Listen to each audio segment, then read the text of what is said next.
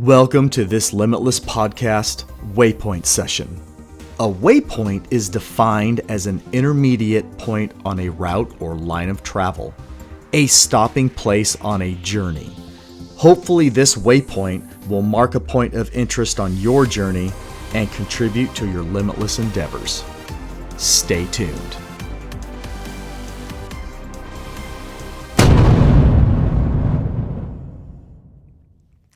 Limitless podcast listeners, welcome to another Waypoint episode. This one's going to be a little more unique. In fact, we're going to unique up on this episode, like unique up on a unique rabbit. If you've never heard that joke, I'm going to go ahead and take this guy off here. I'm going to get comfortable. It's going to be a little bit of story time today. It's turkey season, man. I am so excited. I've expressed this in a recent episode I published with a good friend of mine, Phil Keppel of Four Arrows Outdoors. Turkey season is one of my favorite times of the year. It is swiftly becoming my favorite time of the year. And I don't want to fall down a rabbit hole on turkey season and get down too many different paths here because a waypoint is supposed to be a shorter episode. But I do want to talk about a couple of things. We have some great sponsors this year. We've been talking about them in recent episodes. I do want to clarify one of them. Phelps Game Calls has verified that they're going to sponsor the show for another season. So if you are interested in obtaining some Phelps Game Calls and or swag, you go to their website, use the code BLimitless20, and you will get 20% off of that order, not one item, but that order. It is a one-time use code, so spend it wisely. They have a vast variety now of elk calls, deer calls, turkey calls, predator calls. They're really building their repertoire in the call community. I love their elk calls. That's all that I use. I really like their deer calls. I only use their deer calls now. And outside of a particular box call that I own, I now use all of Phelps turkey calls as well. Again, that's BLimitless20 at the Phelps Game Calls website. Thank you to all the other sponsors. We're not going to dive down a sponsor rabbit hole today. What we're going to do today for story time is I'm going to tell a turkey tale. So if you don't know this, I wrote a book. This book is filled with my backcountry adventures from the very beginning until the most recent one from last big game season. It encompasses nearly 30 years of my adventures in the backcountry. And it's focused on the experience. So if you're looking for a book that is nothing but pulling the trigger, squeezing the release, and punching tags, this is not the book for you. This book dives down into what it really is to be in the hunting world, the backcountry experience, and looking far beyond the harvest. But turkey season itself it's near and dear to my heart. And this book's also filled a lot about my father and my walk with my father, the connection with my father, the outdoor connection with my father and our history. So this story is a little bit of both, but this is about turkey season. And to go along with and highlight the title of this Waypoint podcast, call phrase Sesame Street. What does that mean? Well, I'm going to tell you. And as you can see, I have an audience with me today. So I know for a fact that as I navigate through this waypoint, I will have at least 3 listeners, as deaf as they are. At least I have 3 pea-sized brain listeners willing to hear me go through the pages of this book that I wrote. Have we not discussed rain? Oh, hold on, before I get in here, might be a little bit of material that references other chapters in this book. I am starting mid to 2/3 through this particular chapter, so we're not starting from the beginning. If you want more of this book, we'll talk about that at the end of this podcast, so don't shut it off. So, back to the story. Have we not discussed rain? No, that topic seemed to have drizzled away. I found myself summited on the primary ridge I was intending to hunt. It was not cold, and my favorite variant merino hoodie was certainly up to the challenge of keeping me warm, damp, or dry. Having just conquered the trail from the depths of the canyon, I had the zipper of the garment buried to its lowest position, allowing my body heat to dissipate. My Badlands EXO rain jacket was stashed in the outer compartment of my pack, and I could easily throw it on if I began to experience a chill. Decision time. Do I set up and hunt the known, or do I review the map and choose a new spot? I opted for a new spot. Nick would soon be arriving and might want to hunt near the triple trunk oak in the morning. My plan was to remain on the ridge top and roost birds upon the conclusion of my afternoon hunt, so I pulled up the map and gave it a look. Due west was a great looking spot neither of us had set foot in. Crossing a small draw and at the head of a substantial drainage, I found myself in a secluded pocket of huntable ground. The nascent location hosted ample deer and turkey sign, quality saddle trees, and lacked any obvious human interruption. Having already dropped a waypoint marking a tree I would climb sometime in the future, I found the base of an oak I would sit against for the next few hours. The setup was tight, providing very close quarters should a turkey fall prey to my ambush. I would be setting up on a slight slope, roughly 15 to 20 degrees, sprawled out in a marquee-shaped opening. That would be marquee diamond, not marquee billboard. Opening amongst the hardwoods and mountain laurel landscape. 20 yards at the widest point and offering a 30-yard downhill shot. I began to set the trap. Nearly smack dab in the center of the small opening I planned to occupy was a large, girthy white oak. Just off the downhill sides of the tree, I placed 2 of my 3 Montana decoy turkey decoys. That's right, the crowd sitting right here in front of me. The third, a jake, was placed directly behind the trunk from my line of sight. The decoys were staked 17 yards from my seated position. My thought process was based on common turkey hunting tactics. A mature bird would enter the opening and move into a position separating one of the hens from the adolescent bird obscured from my view. The hens were placed at such angles of the tree trunk, allowing ample shooting lanes for a clear shot. In my mind, I had stacked the deck and dealt a death card to a late season tom.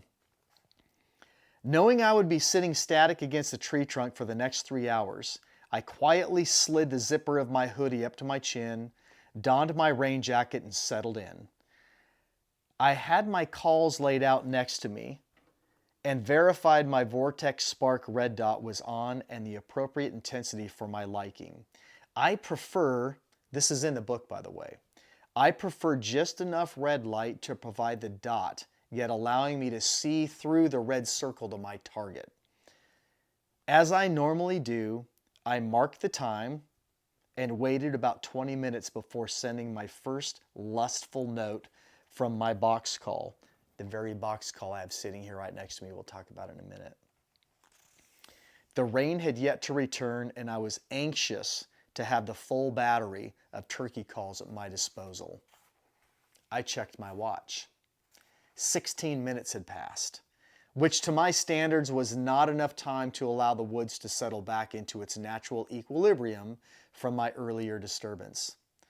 20 minutes is the minimum amount of time I wait after setting up for deer or turkey. Sometimes I'll wait up to an hour, but 20 minutes is the minimum for me. In anticipation of the first call, I slid my gloved hand down to the ground and grasped my Bill Boblet box call. Gently stretching the retainer band. A retainer band is a thick, small diameter tan or black rubber band used in parachuting operations, which Chris Dunlap knows nothing about. They are my preferred method of ensuring the paddle on my box call stays secure. I removed it from its position of restraint, along with the small swatch of paper towel used as a secondary sound dampening safety on my call. Chris Dunlap is mentioned earlier in the book, having been a very proud Army soldier. He was infantry. He never went to airborne school. Therefore, he is known as a dirty leg. Therefore, he would have no knowledge of the use of a retainer band in parachuting operations. Back to the story. Although I had chalked the box call before departing the eastern shore the day before, I inspected the previously applied chalk. The blue dusting was still in place, and I was ready to work the paddle across the exposed sidewalls of the rectangular device. The rain returned. Are you kidding me? I shouted inside my thoughts. I swiftly secured the paddle of the box and placed it in the pocket of my rain jacket. If you are not a turkey hunter or unfamiliar with turkey calls, many of the calls do not work well in the rain, and being made of wood, moisture will ruin wooden calls. My boblet box call was a gift from my father. Each of Bill's calls are unique and one of a kind and irreplaceable, and I am unwilling to jeopardize the prized and preferred possession. Apparently, I would not be using my box call. Down selecting my call of choice, not to sound negative, but my box call is my favorite and most proven call in my arsenal. I engaged my diaphragm and cranked out a few yelps from a Phelps mouth call. I followed up the mouth call with a Phelps slate call and synthetic striker. I sat in silence, cursing the rain and my inability to use my box call. My father had sent the box call to me in Southern Maryland while I wrapped up my career in the Navy. When I had first opened the cardboard box of turkey calls, I cast the nondescript call to the side. It was small, plain, and seemed unimpressive.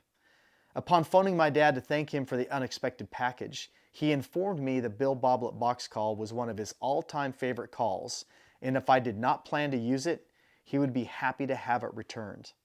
That very turkey season, I learned the call had a magical influence on the birds occupying the East Coast. Author's note: when describing the small nondescript box call, I like to reference the closing scenes of Indiana Jones and the Last Crusade. Indy is interior of Petra, attempting to identify the true Holy Grail amongst the sundry of ornamental chalices. In the end, the entertaining adventurer achieves eternal life by choosing a plain, nondescript chalice, ultimately avoiding sudden death. My beloved Bill Boblet box call is not so forgiving on coaxable toms. The woods fell silent and remained vacant from the sound of an enticed male turkey. Other than the pattering of raindrops of the leaves, I heard nothing but my own thoughts. Again, I checked the time. I planned to wait about 30 minutes before breaking silence again. Shortly before the self-imposed 30-minute period of silence lapsed, the rain stopped. I checked my watch. It was just after 1500. For Al Quackenbush, that would be 3 o'clock in the afternoon local time someplace in the world at any given point when it was 1500 or 3 o'clock. Back to the story. It had only been 17 minutes, but the rain had stopped and I was willing to gamble on another call sequence if it involved my trusty box call. I could feel the hardened grain of the cold wood through the material of my lightweight gloves. Again, I removed the retainer band and paper towel in preparation for use. Using my peripheral vision, limiting head movement, I ensured a silent bird had not slipped in on my position. I was alone. The paddle of the call scratched across the chalky edges of the box, gracefully tapping and sliding the handle. I sent a combination of various chatter through the timber. I was smiling before the first note broke the sporadic impact of water drops cascading from the oak canopy above. The prehistoric announcement erupted from my left. From the sound of it, the bird was near the location I had previously stopped to review the maps. I responded with a few sharp yelps. The turkey instantly responded. I waited at the ready. The handle of the box call was poised and charged to fire. When the tom gobbled the third time, I cut him off with another string of yelps. I gently placed the call back in my pocket and raised my shotgun, placing the foregrip top dead center on my left knee. I would not call again. Out of perceived defiance, the tom did not respond again. The woods fell silent. I had no doubts the hook had been set. His aggressive and immediate gobbles and the abruptness of my last interruptive call had certainly piqued nature's spring attraction, overwhelming the common senses of the normally alert and skittish bird. He was most certainly intoxicated with my serening chorus, and all I had to do was wait. But waiting is often the most difficult part of the task.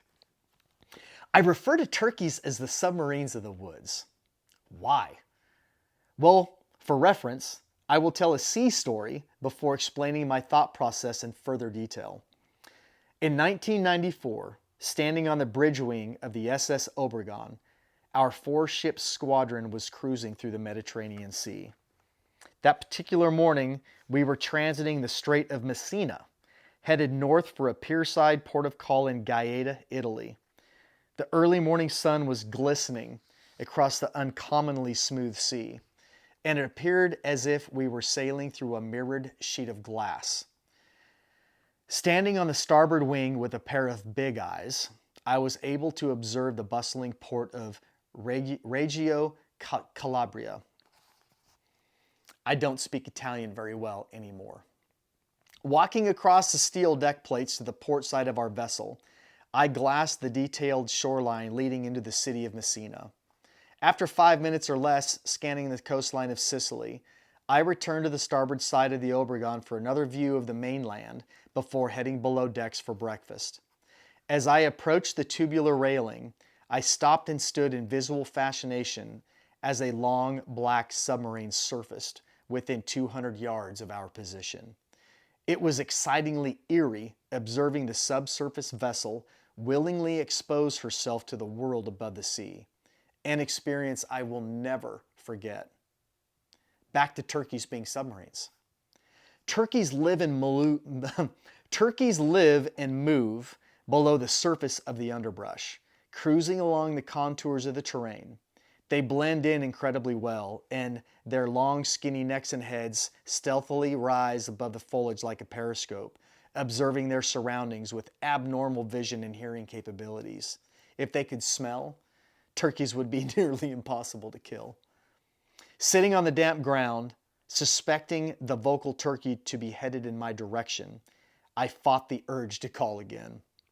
Deep down, I knew the best course of action at this point was to sit silent and as still as possible.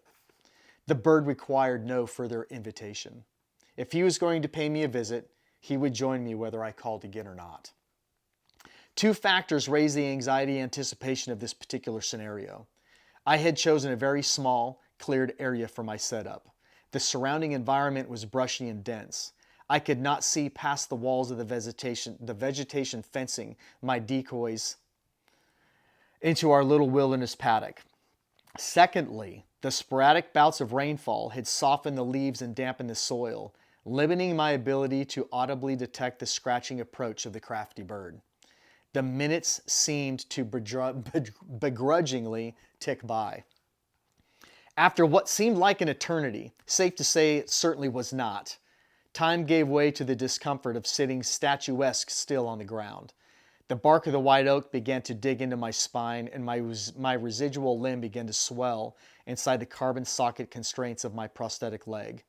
The ground was compressed against what little flesh I have for a backside, and my right sciatic nerve was transmitting additional pain stimuli to the end of my stump.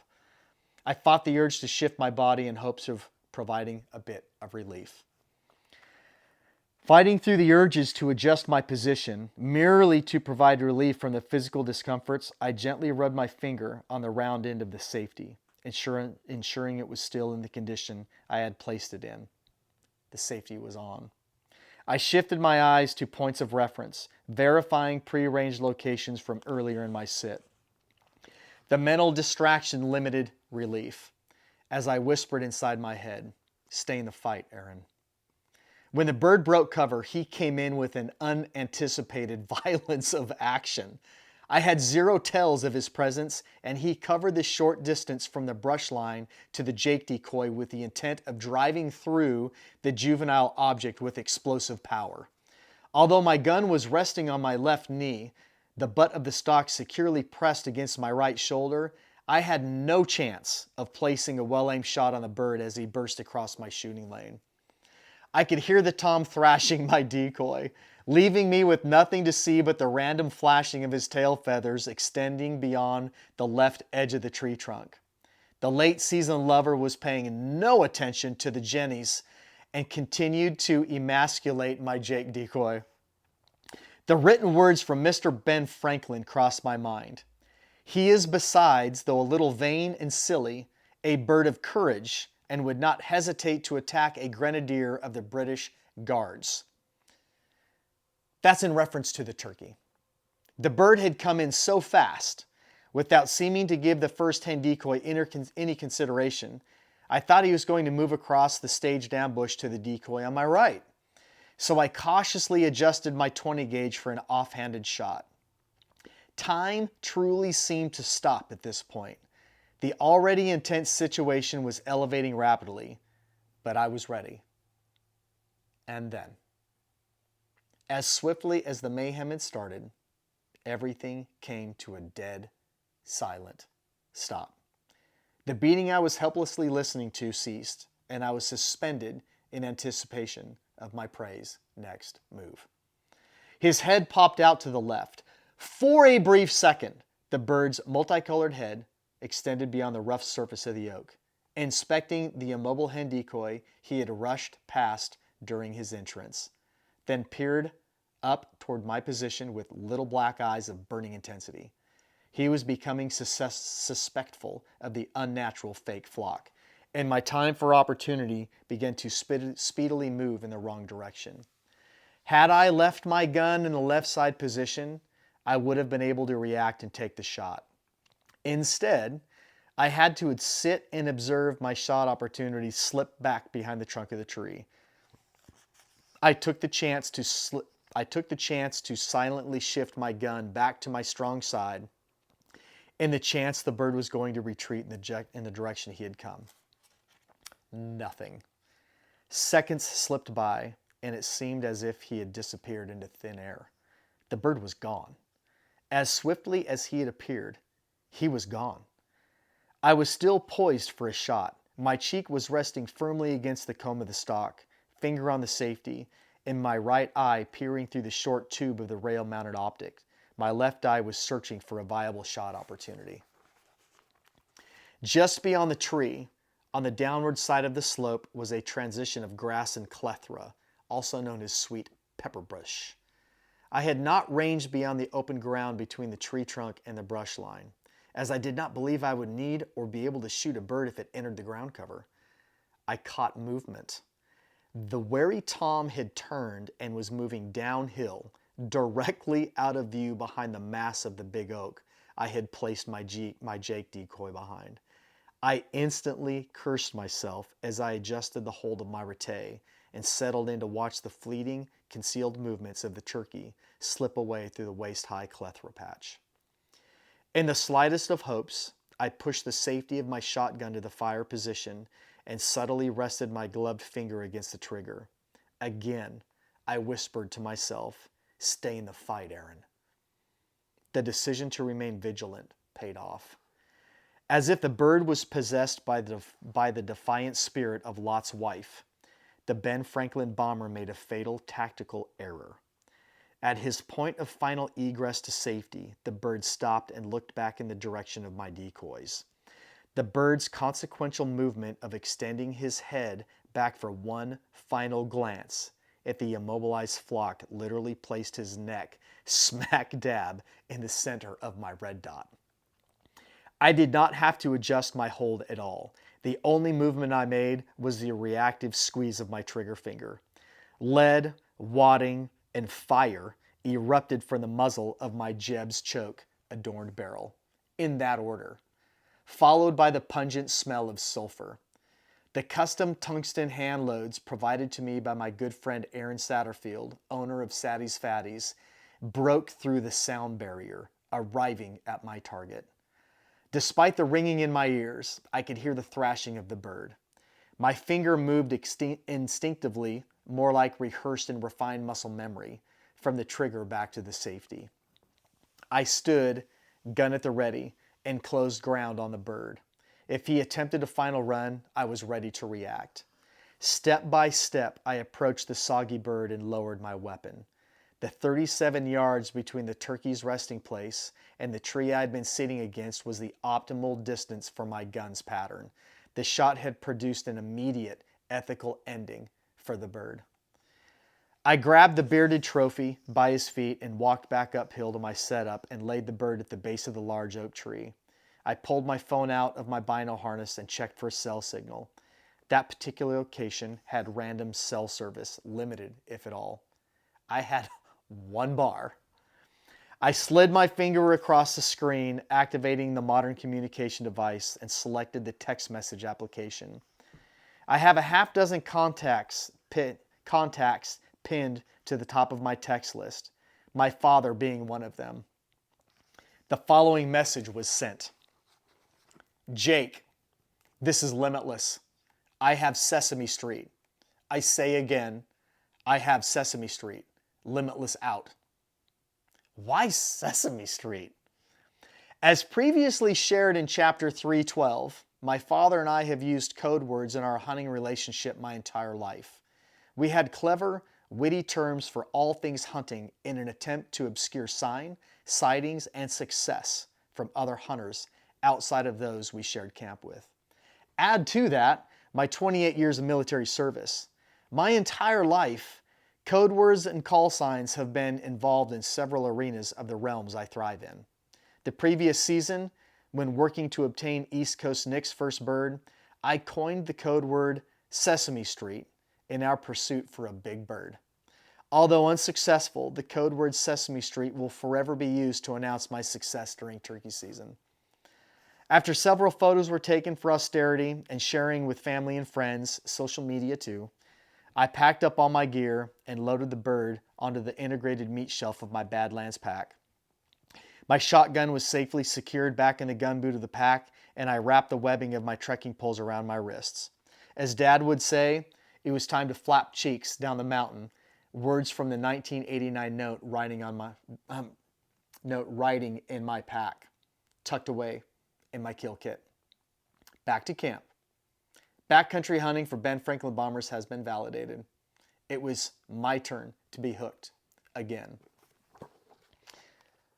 So, that is part of a chapter from my book, Backcountry Hunting, Pursuing the Trophy of the Experience, from one of my favorite times of year and swiftly becoming my favorite activity, of backcountry turkey hunting, pursuing what I call the Ben Franklin Bomber.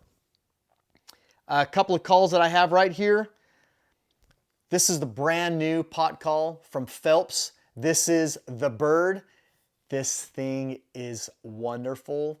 I say that according to my ears. I have not had it in the field. I have not sent sounds downrange to birds.